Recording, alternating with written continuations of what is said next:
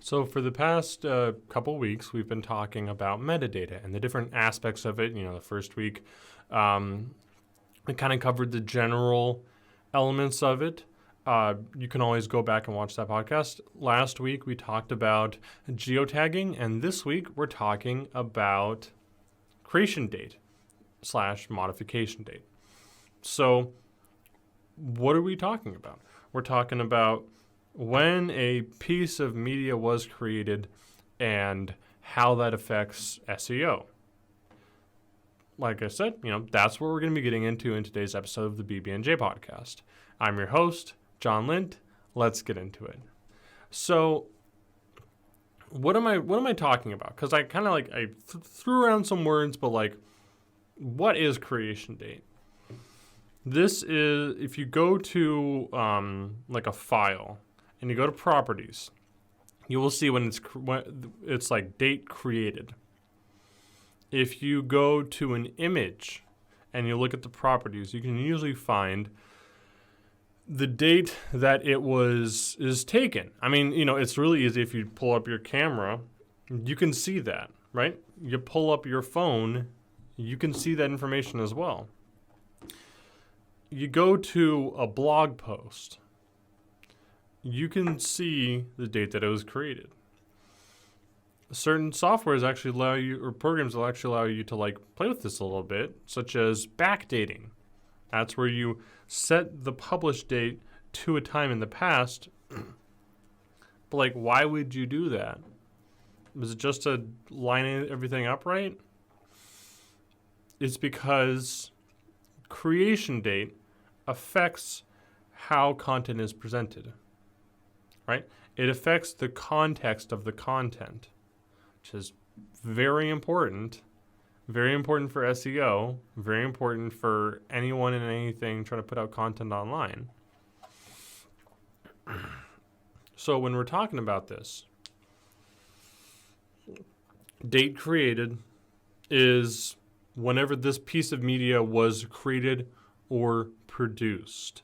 This is part of the metadata and factors into SEO because it allows for further categorization and contextualization of this piece of media, right? So when we're talking about creation date, all well and good, right? Can talk about it, how cool it is. I can go in and show you how to do it. But does that really help you? Does that really set you on a path where you can succeed with your media? Not really. Because you're listening to this, you're watching this, and you might be wondering, okay, that's all well and good.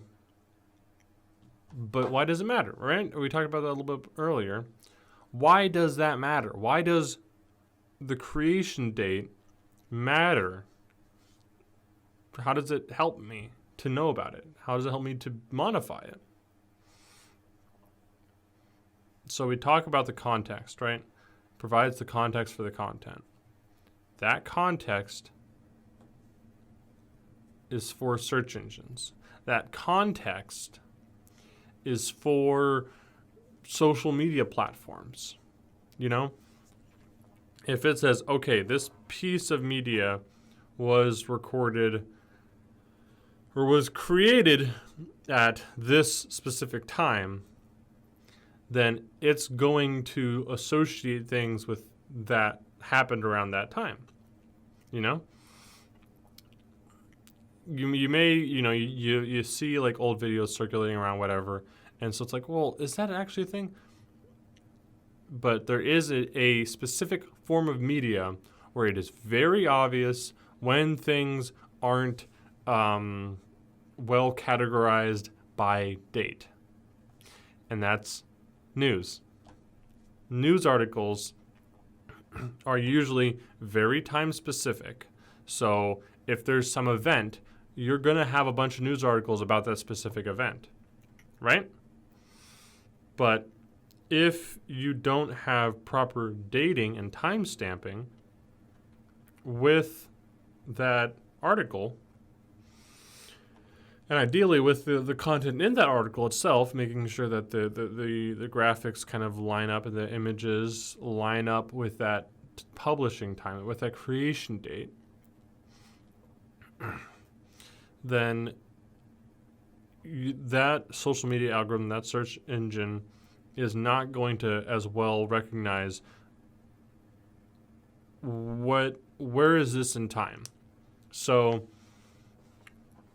yeah, like with media, with a news article, if something happened at X date in a town, right?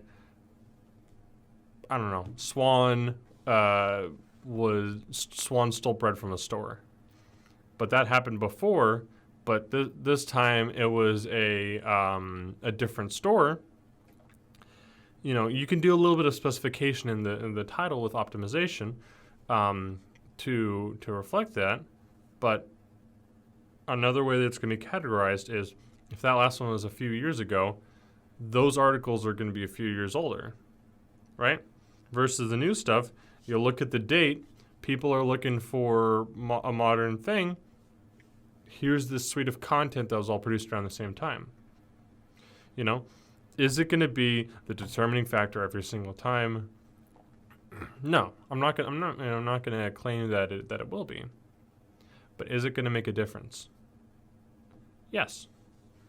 So we talk about, these with this specific context, creation date matters. But there's a more mundane, more day-to-day aspect of this that is also very important that I kind of have talked about a little bit before, and I'll definitely touch on now, and that's with pages. One thing that you can find if you go to an SEO optimization checker, whatever service you choose to use, whether it be free or paid or through a company, the general suite of information that they'll provide includes the date created, right? For any page. That provides some context, not just for SEO, but is this a page that just got created yesterday and a whole other suite of things that's kind of suspicious? That website's a little more suspicious, right?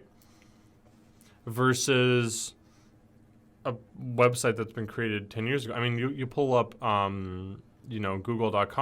I mean, I'm not going to do it right now because I don't want you guys to be subjected to that clicking and clacking. But you pull up something like Google, right?